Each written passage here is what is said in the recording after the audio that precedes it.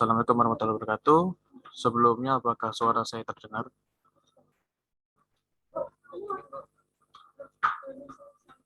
Terdengar, Mas, terdengar. Baik, terima kasih, Mas.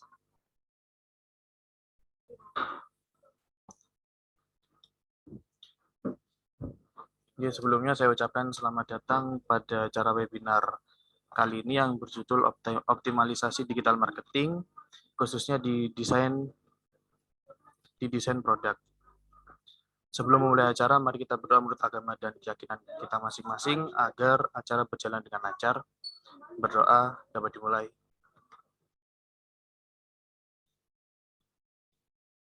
Berdoa dapat diakhiri. Sebelumnya perkenalkan, nama saya Alfananda Novalira Fajar. Saya salah satu mahasiswa KKN BTV 3 UNED, jurusan Sastra Indonesia. Dan topik yang saya angkat pada KKN tematik kali ini yaitu program pemberdayaan wirausaha masyarakat terdampak COVID-19. Pada sore hari ini kita akan memperdalam ilmu tentang desain, khususnya yang digunakan pada sosial media, yaitu strategi marketing. Kali ini mentor yang akan mengisi materi pada sore hari ini yaitu adalah Agus Propianto Eskom MM. Beliau adalah salah satu guru pengajar jurusan multimedia di SMKN 1 Sumberwingin. Baik, langsung saja saya serahkan kepada Agus Propianto untuk mengisi materi. Terima kasih.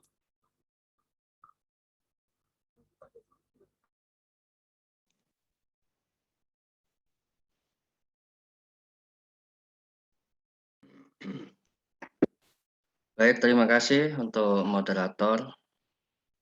Bismillahirrahmanirrahim. Assalamualaikum warahmatullahi wabarakatuh. Alhamdulillahirrabbilalamin.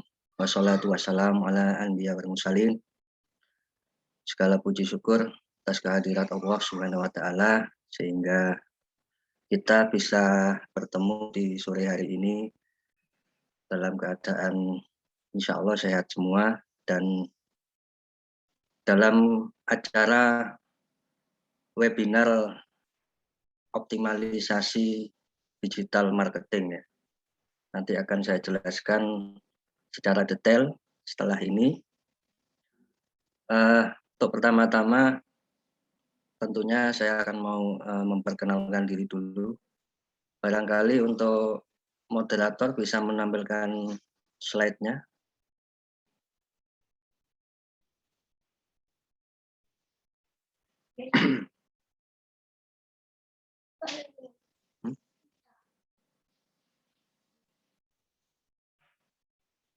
Ya, sebelumnya saya mau tanya dulu, apakah suara saya terdengar dengan jelas? Terdengar, Mas. Terdengar jelas. Ya, pertama-tama saya ucapkan dulu terima kasih untuk panitia, mahasiswa KKN di Universitas Jember, semua peserta yang sudah bergabung, ada senior saya juga Pak Supriyadi, selamat datang Pak Supriyadi, juga adik-adik mahasiswa mungkin yang gabung di sini. Terima kasih. Untuk waktu saya ikut dari moderator ya, karena ini mepet dengan maghrib, apakah nanti langsung dilanjut sampai jam 6 sehingga masih nutut untuk sholat maghrib, atau di break dulu sekitar 15 menit, lalu dilanjut lagi sampai jam 6:30, silakan. Saya ikut aja yang moderator inginkan seperti apa. Ya, baik. Layar kelihatan ya untuk slide-nya. Kelihatan ya. Bisa minta tolong di full-kan aja. Di slideshow. F5.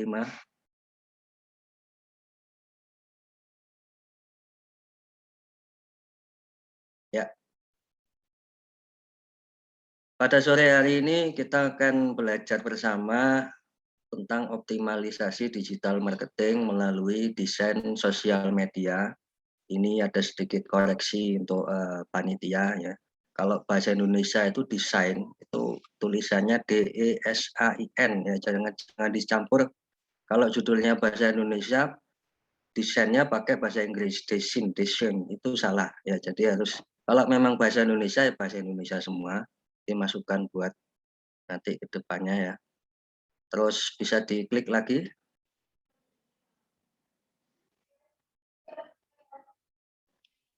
Halo, bisa diklik ya. Oke. Saya mau memperkenalkan diri dulu. Nama saya Agus Propianto, Eskom, Sarjana Komputer, MM, Magister Manajemen ya.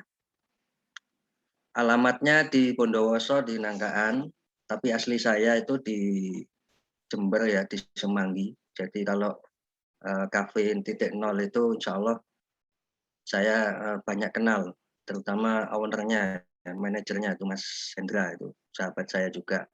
Tapi saya sudah di Bondowoso, sudah cukup lama. Terus riwayat pendidikan, saya S1-nya di Surabaya di 17 Agustus, jurusan Teknik Informatika dan Komputer. S2-nya Magister Manajemen di STI Mandala, Jember. Riwayat pekerjaan, saya guru di bidang multimedia di SMK Negeri 1 Sumber Waringin.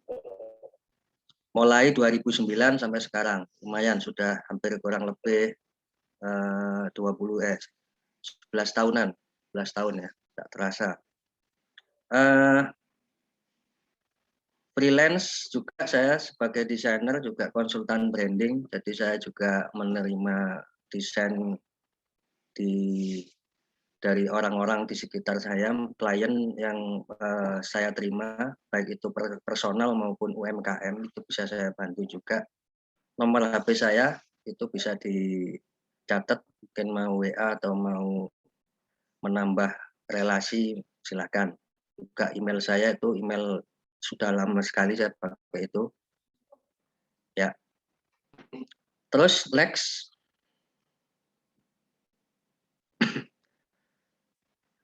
Ya. Ya, sebelum saya mulai ke materi, saya ingin membagikan gambar pisang ya. Ini ada 3 gambar pisang. Kira-kira ada bedanya enggak pisang yang di atas dengan yang di bawah? Saya ingin salah satu peserta mungkin bisa menjawab. Ada bedanya enggak pisang yang di atas dengan pisang yang di bawah, yang dua itu? Ada yang bisa menjawab? Silakan. Kita ingin acara ini berlangsung aktif ya, tidak hanya sekedar satu komunikasi, tapi kita bisa saling berkomunikasi, kita bisa berdiskusi sini. Dan bisa jawab mungkin dari peserta? Izin menjawab, Bapak. Ya. Dengan siapa, Mbak? Saya Sylvia Fadila Rasahila dari Fakultas Teknologi Pertanian. Oh ya, silakan Mbak. Gimana jawabannya? Saya dari kedua gambar tersebut, pada pisang yang atas itu pisangnya tampil apa adanya tanpa disertai label dan juga terlihat kurang menarik, sedangkan pada pisang yang bawah itu terdapat label dan produknya terlihat lebih menarik, Bapak. Dan juga ada sepertinya saya lihat, saya perhatikan ada iklan berupa desain grafisnya, seperti itu Bapak. Ya. Ya, terima kasih jawabannya betul sekali. Jadi di situ saya sengaja untuk perbandingan ya, supaya kita bisa melihat untuk pisang yang di atas itu tampil apa adanya. Yang pisang di bawah ada stiker dan apa itu logo ya mungkin ya. Jadi ternyata setelah dilakukan survei, pisang atau produk yang apapun itu, kalau kita memberikan sebuah brand, ya, sebuah identitas, baik itu bisa berupa stiker kecil aja, itu akan lebih menarik ke konsumen. Ya, kita bisa lihat pisang yang ada di pasar ya, tanpa stiker, pasar tradisional, dengan pisang yang ada di supermarket dengan tampilan stiker terus diberi plastik, itu terkesan lebih mewah satu ya. Terus yang kedua lebih mahal, harganya biasanya seperti itu. Padahal cuma beda stiker saja. Mungkin kualitas pisangnya kurang lebih sama. Ya, kalaupun beda mungkin ya satunya mungkin impor, satunya lokal. Tetapi secara umum yang mau saya beri penekanan di sini bahwa branding itu atau identitas sebuah produk itu sangat penting sekali untuk menarik konsumen. Ya. Jadi umumnya orang akan lebih memilih yang lebih menarik dilihat, satu itu yang pertama ya. Entah rasanya seperti apa, misalkan makanan itu orang jarang memikirkan. Biasanya orang melihat dulu apa yang pertama kali dilihat oleh mata, biasanya seperti itu. Kalau bahasanya anak muda itu jatuh cinta pandangan pertama, mungkin seperti itu ya. Jadi kecenderungan manusia seperti itu. Makanya orang akan lebih memilih buah pisang yang ada di bawah, mungkin seperti itu. Itu juga berlaku untuk produk-produk lainnya, tidak hanya pisang, mungkin buah yang lain, alpukat atau yang lain, atau makanan. Makanan ya, coba next aja. Nah ini nasi kotak ya. Tentunya anak-anak mahasiswa sering ketemu nasi kotak. Apalagi yang ikut seminar, ikut apa organisasi kan sering dapat konsumsi ya. Misalkan ada 2 buah nasi kotak ya, yang satu tidak ada mereknya sama sekali, kosongan, cuma kardus warna putih ya. Satunya seperti yang kita lihat bersama di sini, ada mereknya, ada kemasannya menarik. Tentunya misalkan kita saat itu mendapatkan 2 buah kotak nasi, satu akan kita mungkin ya masih akan memilih untuk memakan yang kemasannya menarik dulu. Itu yang pertama. Terus yang kedua, misalkan hari ini kita mendapatkan nasi kotak yang tidak ada mereknya, kita makan, rasanya enak, masakannya enak. Tetapi di situ tidak ada identitas sama sekali. Tidak ada nomor HP, tidak ada stempel mungkin. Nah, konsumen akan penasaran, ini nasi kotak enak, beli di mana? Ya, itulah salah satu kesalahan marketing yang tidak bisa ketuk tular, istilahnya seperti itu. Jadi marketing yang cuma satu kali penjualan, misalkan seperti itu. Jadi misalkan kita punya warung ya, terus ada mendapatkan job nasi kotak 100 ya, misalkan 100 buah, 100 kotak. Lalu kita bagikan, kita tidak memberi identitas apapun, padahal masakan kita enak. Maka pemasaran kita cuma berhenti di acara tersebut. Kenapa? Karena orang yang memakan tidak tahu, oh ini beli di mana, tidak berlanjut. Tapi kalau kita bisa memberikan minimal ada stempel aja ya, misalkan titik 0 km ya, tuh kita kasih stempel, kasih nomor HP.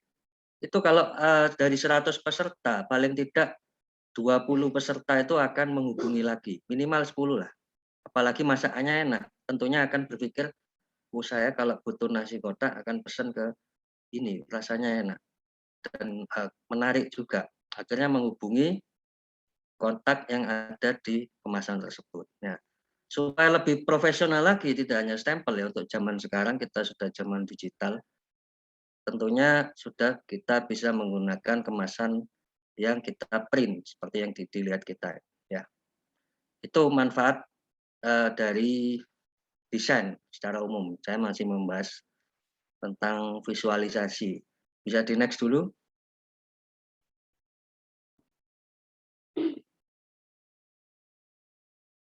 Ya. Selanjutnya masuk ke branding ya. Tentunya yang di atas sama yang di bawah kalian tahu ya, ini di mana, tentunya tahu ya. Yang atas itu pasti di mana kira-kira? Tuh, ada yang bisa jawab coba? Nggak usah sebutkan nama, coba jawab aja, di mikrofonnya diaktifkan. Yang atas di mana itu?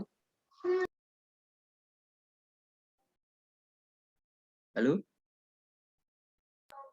Indomaret, Pak. Hah? Indomaret yang atas? Yang atas? Yang di atas Indomaret, yang di bawah Indomaret. Oh ya, oke. Yang atas Alfamart, yang bawah Indomaret. Ya, kenapa kok bisa? Padahal tidak ada tulisannya. Kita sudah hafal soalnya bahwa yang atas itu identik warna merah, itu Alfamart. Sedangkan yang bawah identik warna biru, itu Indomaret ya.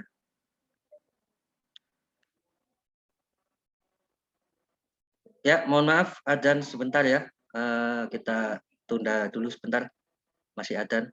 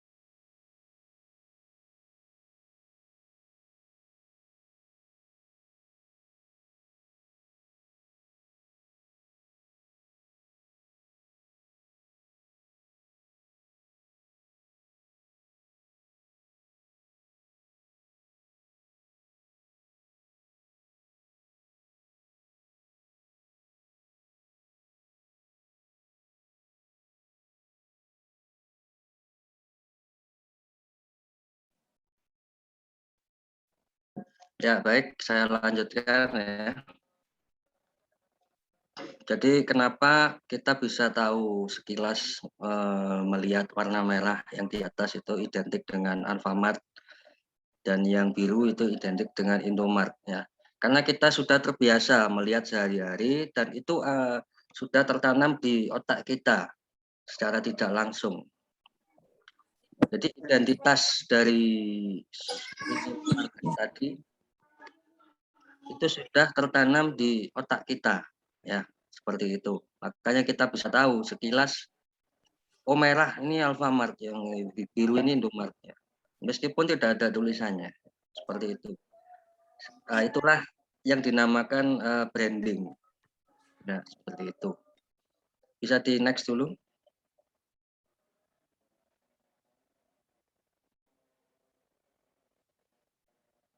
Ya, sedangkan untuk pengertiannya, brand itu apa? Brand itu diartikan sebagai identitas ya, yang membedakan antara manusia maupun produk atau tempat ya. Contohnya saya brandingnya nama saya Agus.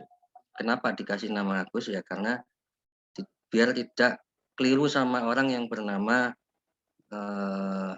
Fajar atau Anton kan ya, seperti itu. Bisa bayangkan kalau kita tidak punya nama atau tidak punya identitas ya, akan kesulitan tuh. Ya, sedangkan branding adalah sebuah kegiatan komunikasi memperkuat, mempertahankan sebuah brand dalam rangka memberikan perspektif kepada orang lain yang melihatnya. Itu yang saya maksud tadi. Kita sering masuk ke Indomart, Alfamart, akhirnya kita bisa secara otomatis mengetahui ya, meskipun tidak ada namanya di situ. Ya, karena sudah tertanam di otak kita seperti itu. Atau mungkin kita melihat produk-produk yang lain, kita sudah hafal. Biasanya sebuah produk itu mempunyai ciri khas sendiri-sendiri. Ya. Misalkan mobil, mobil keluaran Jepang sama Eropa itu beda sekali. Ya, baik dari desain eksterior maupun interiornya beda sekali. Kalau orang jeli, orang yang paham mobil itu sudah tahu, oh, ini mobil Jepang, ini mobil Eropa. Seperti itu yang dinamakan identitas branding, seperti itu. Ya. Terus jenis-jenis branding itu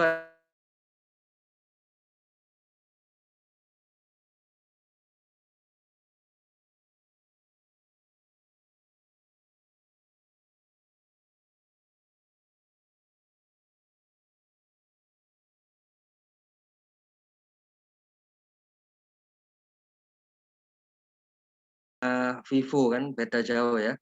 Dari kelasnya sudah tahu. Nah, itu yang dikatakan branding. Orang pakai pun bisa identik dengan orang yang menengah ke atas secara ekonomi. Padahal belum tentu. Ya. Sebaliknya orang yang pakai mungkin yang merek-merek Android lokalan lah mungkin ya.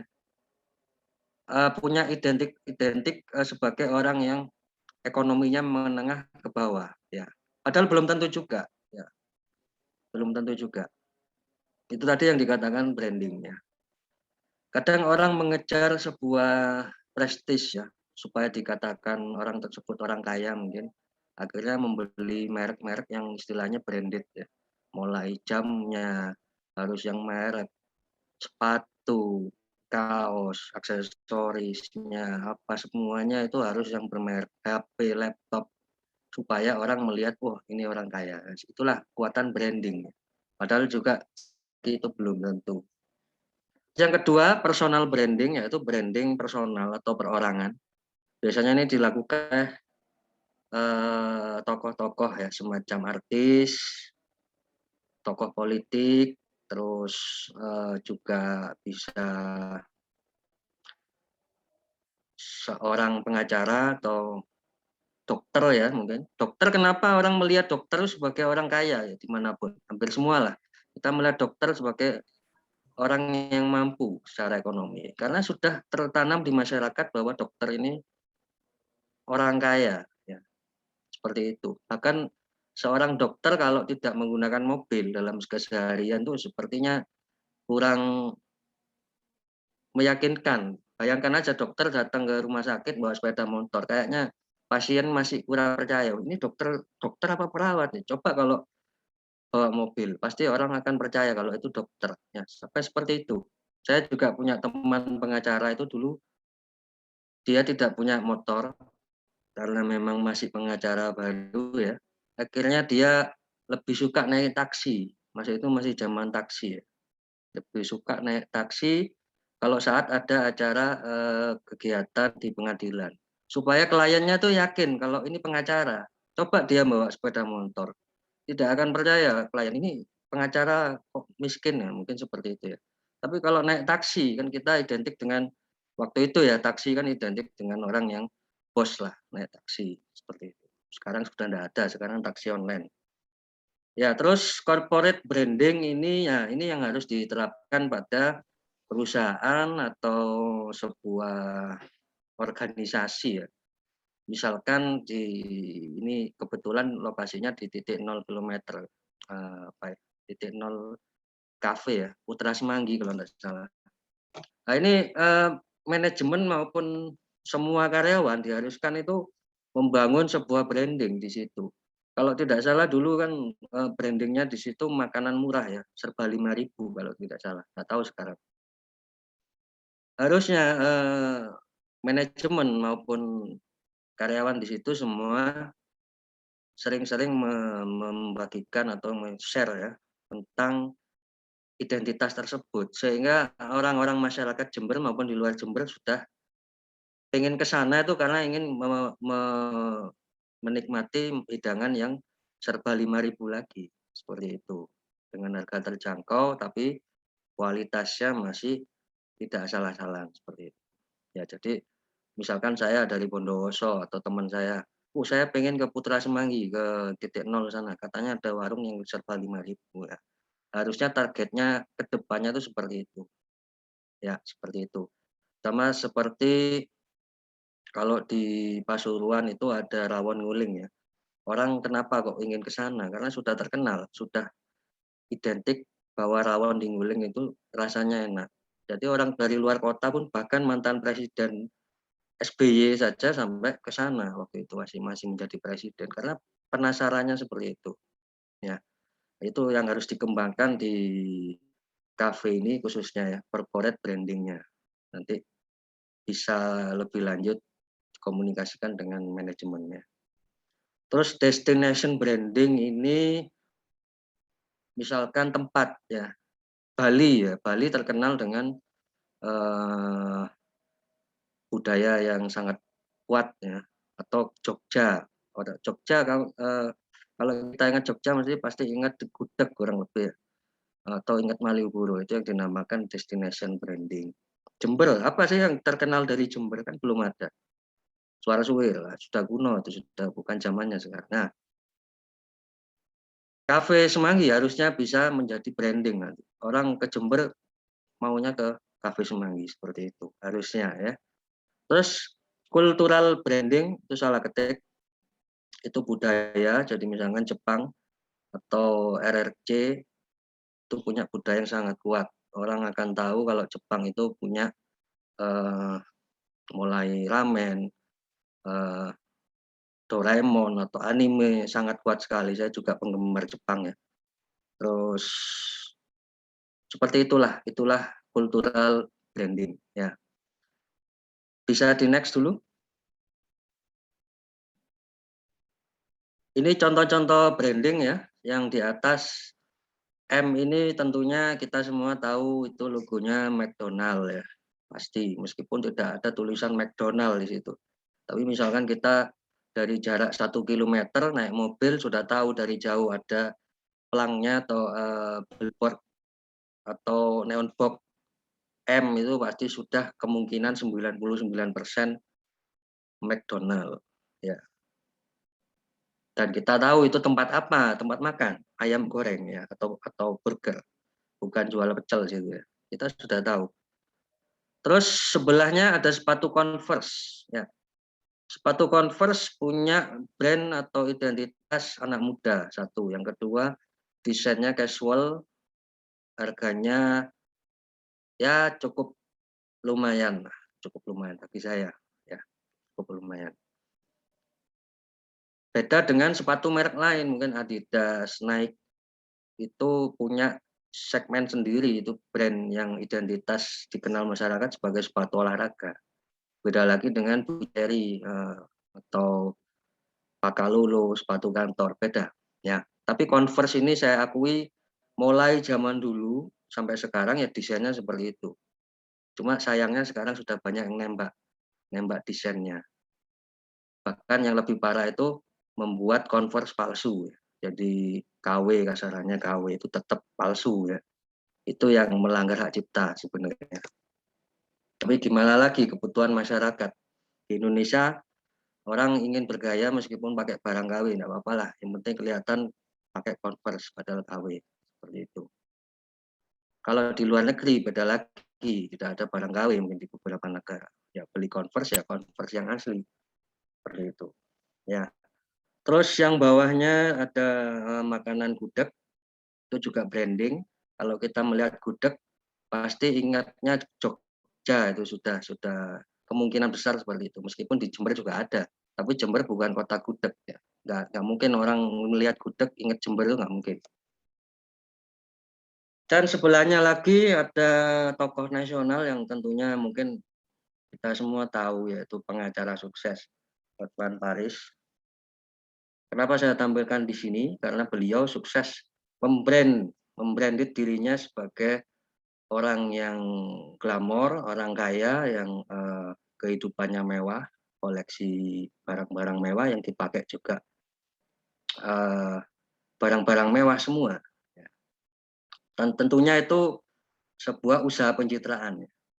Kita sebagai manusia bisa mencitrakan diri kita sebagai apa itu bisa. Ya. Itu contoh-contoh dari branding. Jadi semua sudah mewakili yang tadi. Ada personal, ada produk, dan lain sebagainya. Bisa di next. Ya. Sekarang kita masuk ke, oh ya, ini mau tanya saya, mau lanjut apa break dulu atau lanjut sampai selesai jam 6? Bapak moderatornya. Kalau dirasa materinya cukup sampai jam 6, bisa dilanjut dulu. Sampai jam 6 ya berarti ya. Ya. Oke. Berarti tidak usah break ya, langsung ya. Oke. Ya, selanjutnya kita masuk ke materi yang utama, yaitu tentang digital marketing. Tentunya untuk saat ini kita banyak berurusan dengan digitalisasi, terutama di bidang penjualan dan pembelian, pembelanjaan. Di situ yang atas ada beberapa marketplace yang mungkin kita sering menggunakan.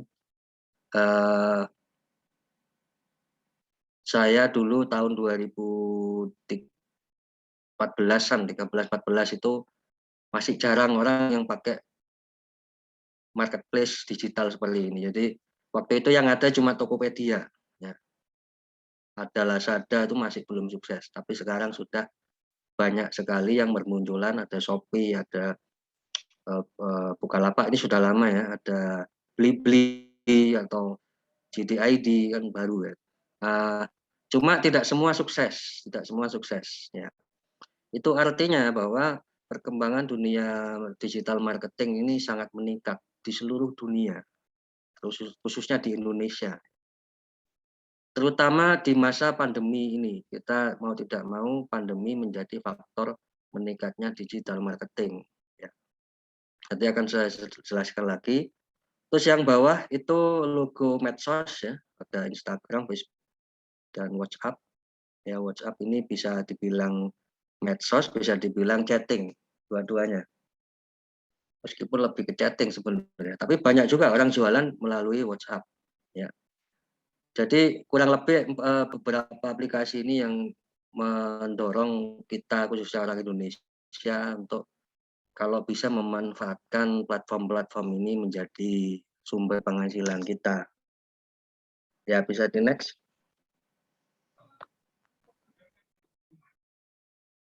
Diklik lagi, sepertinya ada tulisannya itu. Ya. Kenapa kok faktornya meningkat untuk tren digital marketing? Satu, perkembangan teknologi, gadget, ya. Kita tidak bisa melawan itu. Yang kedua, perkembangan teknologi sistem pembayaran. Sekarang orang sudah banyak menggunakan elektronik dompet, ya, atau e-wallet, ya. Itu bisa pakai OVO, GoPay, dan lain sebagainya. Hampir semua di Indomaret juga ada iSaku, ada Shopee Pay, macam-macam. Semua berlomba-lomba pakai itu, bahkan membayar sekarang sudah hidup manusia itu tentu pasti ya. Sekarang orang malas keluar, apalagi menjelang Lebaran ya. Belanja ke mall, ke pasar, ke toko, beli baju, antri, ngapain ya? Sekarang sudah ada aplikasi, tinggal beli aja, tinggal dibeli, nggak usah antri. Ya. Apalagi yang nomor 4 itu ada pandemi COVID-19. Ini faktor meningkatnya tren ya, tren digital marketing. Orang sekarang mulai terbiasa dengan new normal COVID maksudnya. Jadi yang awalnya suka ke warung, suka makan di luar di warung atau yang lain, sekarang sudah enak di rumah, tinggal pesen, tinggal pencet seperti itu. Ya, yaitu akan menjadi tren baru untuk saat ini, mulai 2020-2021 ini puncak-puncaknya. Ya tertolong COVID juga, ya. Meskipun kita tidak mau sebenarnya ada pandemi seperti ini. Tapi prediksi saya nanti ke depannya digital marketing ini lebih luas lagi, lebih berkembang lagi. Entah itu ada COVID maupun tidak. Ya, bisa di next. Ya, untuk tren marketing ya, saya mau membahas yang medsos. Nah, ini kalau kita lihat di layar itu ada sebuah usaha kuliner yang menampilkan di Instagram feed ya. Sekarang lagi ngetren orang jualan di Instagram, mungkin sudah beberapa tahun ini. Cuma akhir-akhir ini lebih pinter-pinteran dalam hal desain. Seperti kita lihat bersama di depan, desainnya menarik dan umumnya satu nada, senada ya warnanya. Kalau oranye ya oranye semua, kalau merah merah semua seperti itu. Nah, itulah yang dinamakan kembali lagi yang kita bahas di awal yaitu brand ya, seperti itu. Sekarang sudah berlomba-lomba bagus-bagusan desain, bagus-bagusan desain. Jadi tidak hanya kualitas produknya, tapi kualitas desain itu sekarang diperhitungkan. Ya.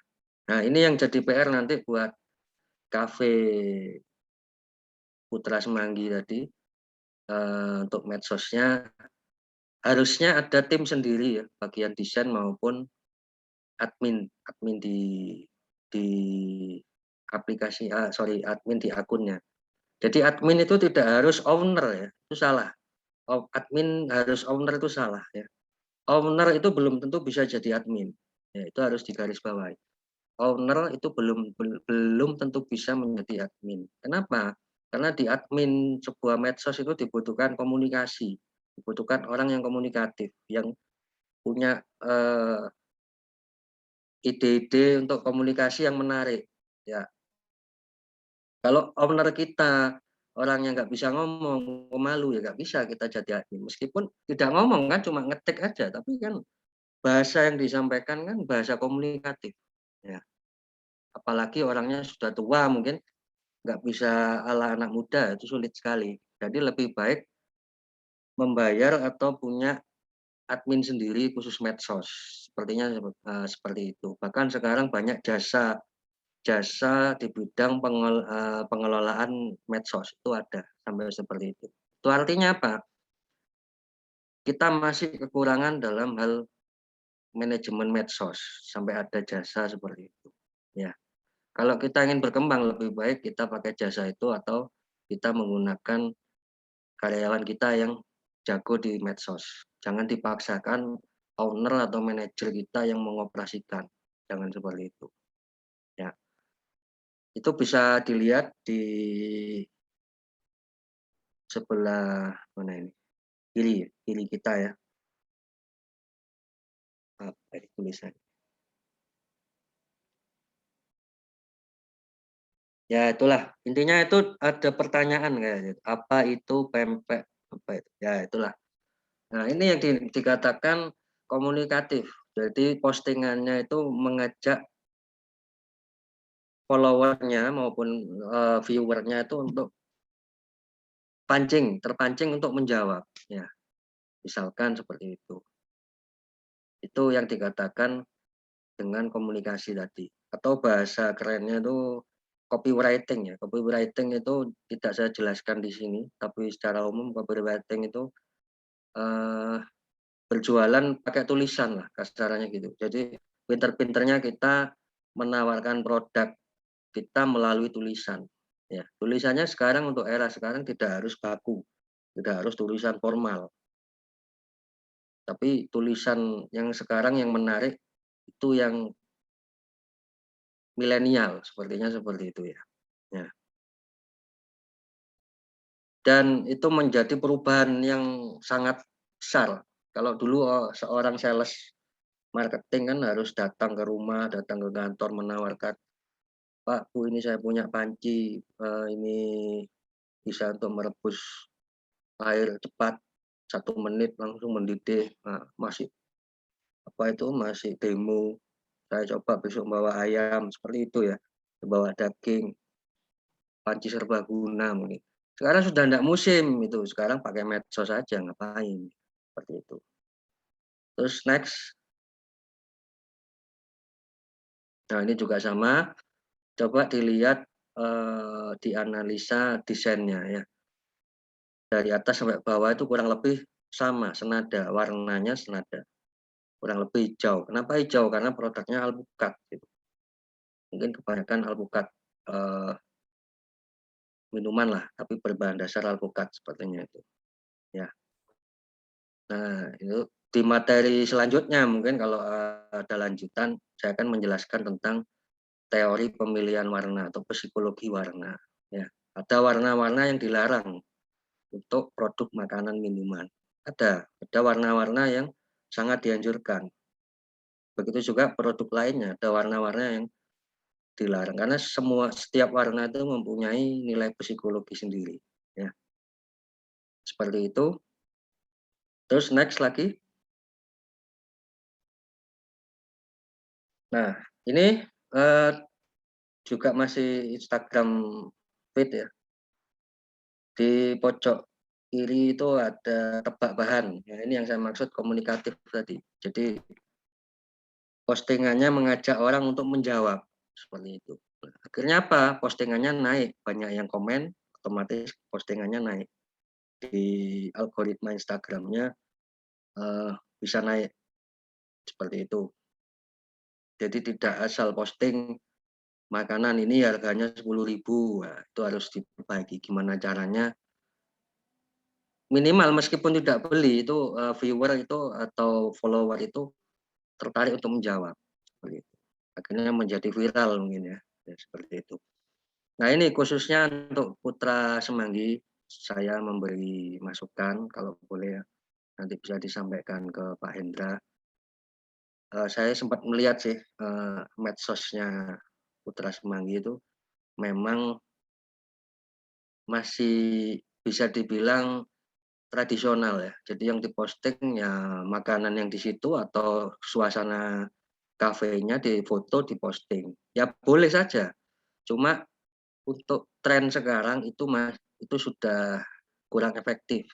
Coba diganti dengan postingan yang lebih menarik, artinya lebih menarik itu untuk orang berinteraksi. Contohnya yang kita lihat bersama ini.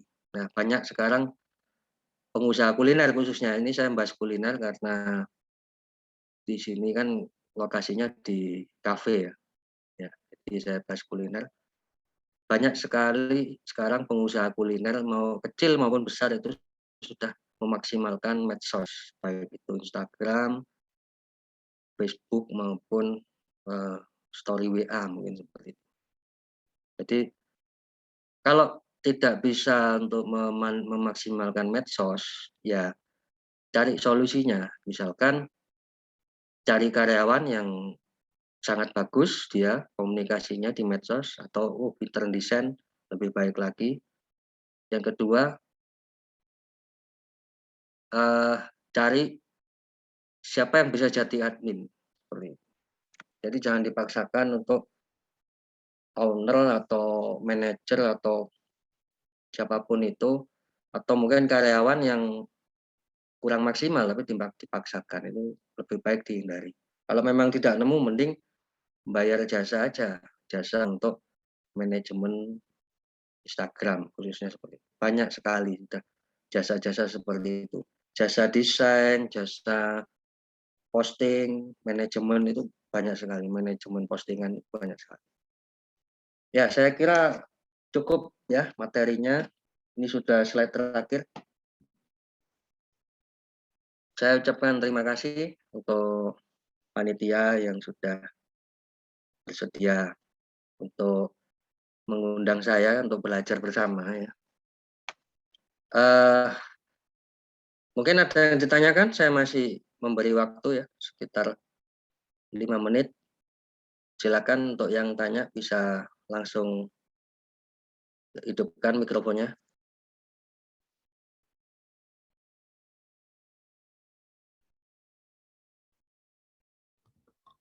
Baik, untuk teman-teman yang sekiranya memiliki pertanyaan bisa menghidupkan mikrofon dan mulai bertanya.